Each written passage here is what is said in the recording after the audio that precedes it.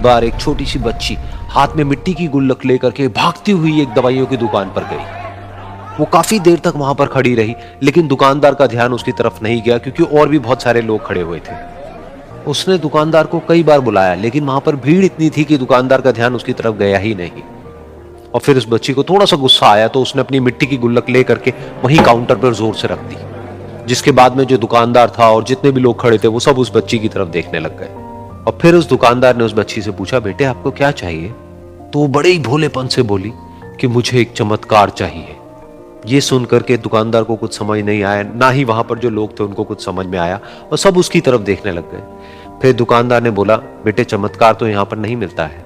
तो बच्ची को लगा कि वो उससे झूठ बोल रहा है, तो बच्ची ने कहा कि मेरी गुल्लक में बहुत पैसे हैं, आप बताओ आपको कितने पैसे चाहिए, लेकिन मैं आज यहां से चमत्कार लेकर के ही जाऊंगी।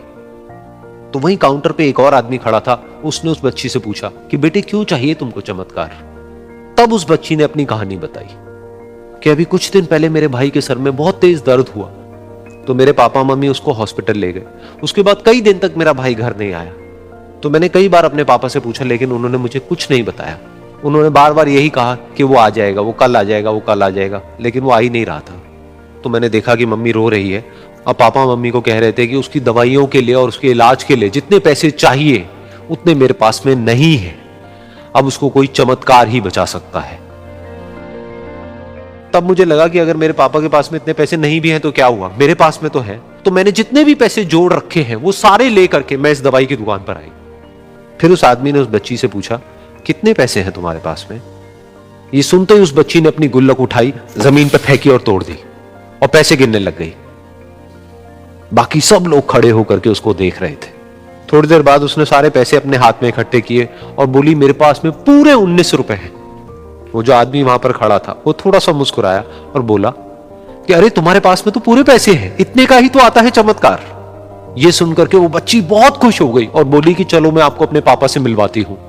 बाद में पता लगा कि वो आदमी कोई आम आदमी नहीं था, बल्कि एक बहुत बड़ा न्यूरोसर्जन था, और उसने सिर्फ 19 रुपए में उसके भाई की सर्जरी करी, और कुछ ही दिन बाद वो ठीक होकर के घर वापस आ गया। फिर कुछ दिन बाद वो बच्ची, उसका भाई, उसके पापा, उसकी मम्मी चारों एक साथ बैठे हुए थे और बात कर रहे थे। तो उसकी मम्मी ने उसके पापा से पूछा कि अब तो बता दो ये चमत्कार आपने किया कैसे? तो उन्होंने अपनी बेटी की तरफ देखा और बोले, ये चमत्कार मैंने नहीं, इसने किया है।